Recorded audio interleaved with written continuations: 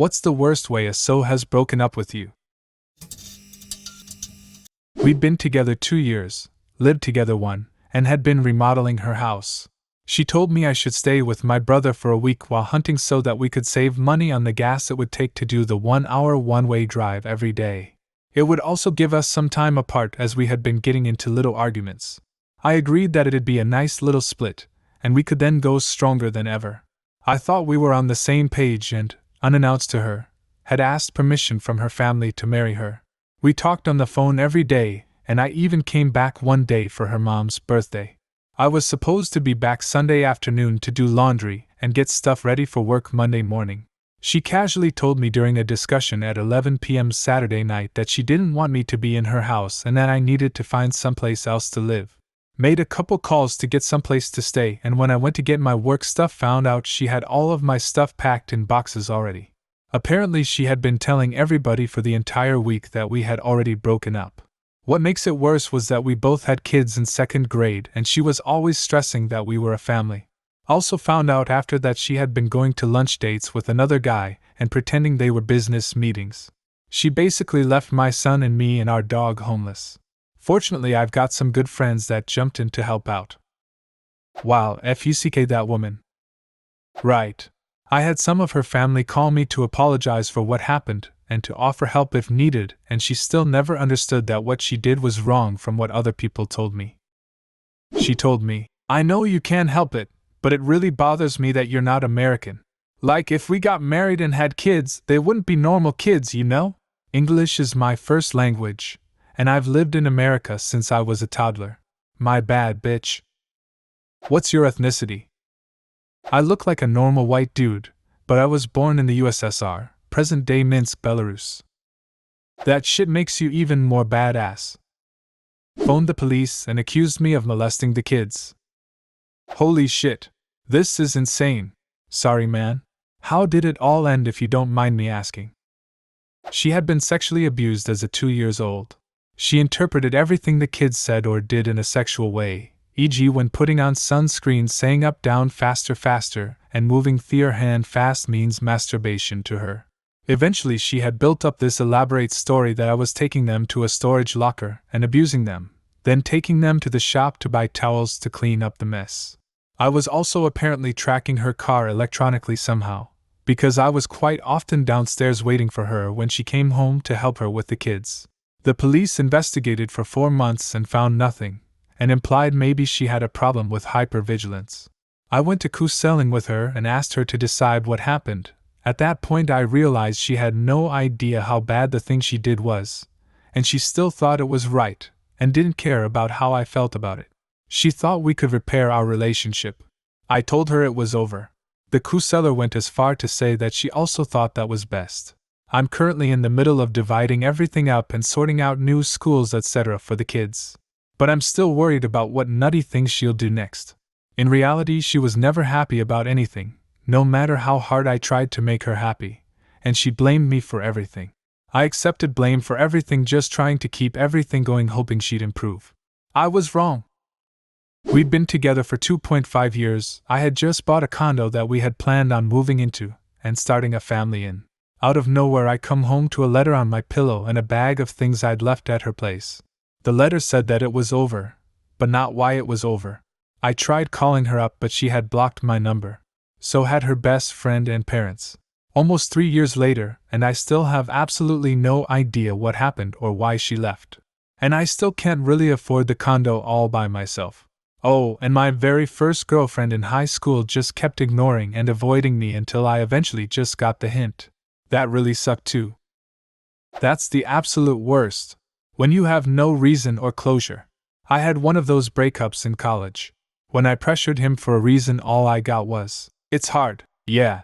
Worst ever. Facebook Messenger on my birthday, which was also prom night. He had his mom break up with me for him. Oh, high school. What a fact, that is the strangest way I can imagine a breakup going. What's even more strange is that the mom agreed to it. I'd love to see how that family dynamic works.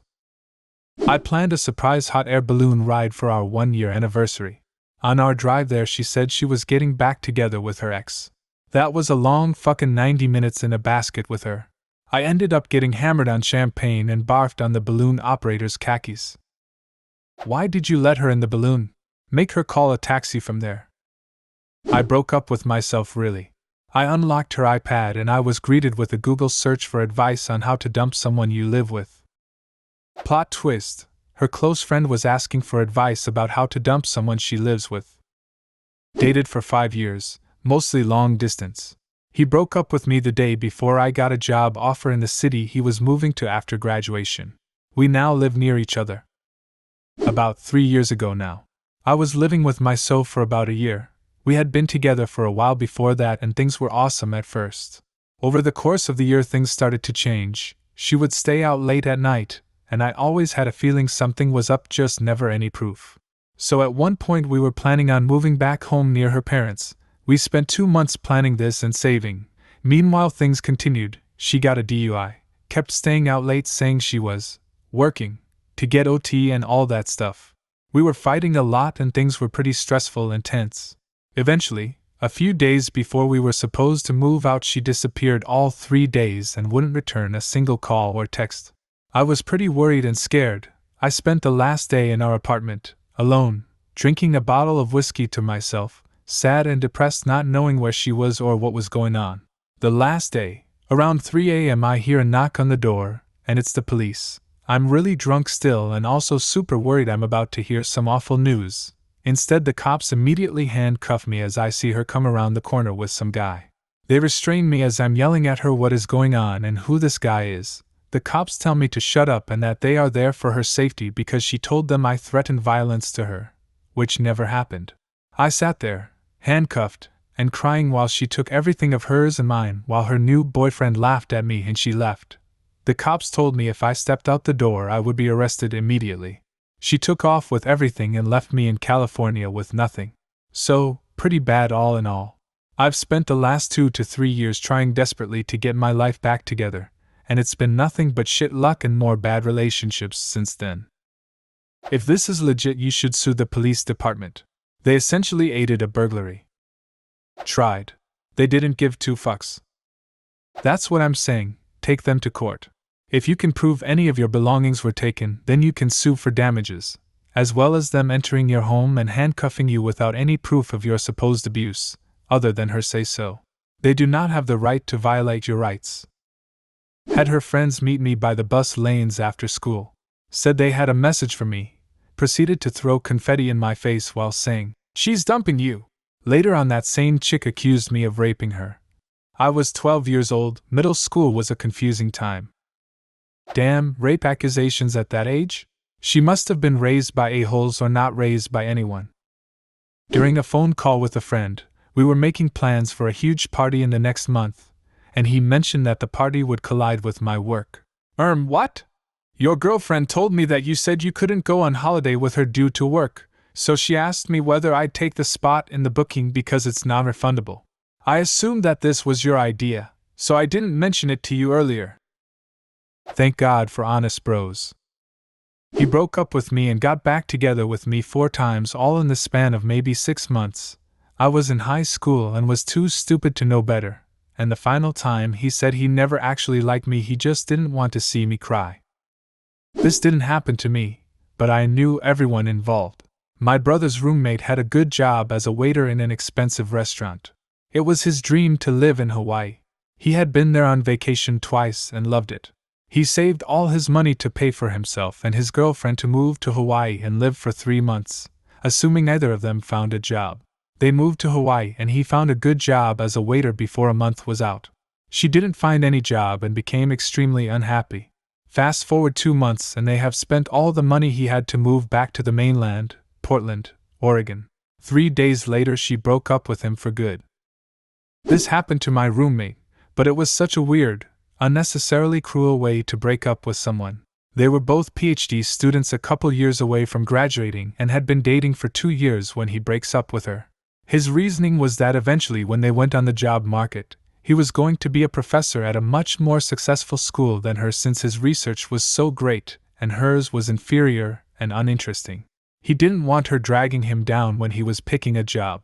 I mean, breakups are devastating enough, but to bring the person's intelligence and potential career path into it is just shitty. The two most important things in her life at the time were him and her research, and he just shat all over both things in one fell swoop.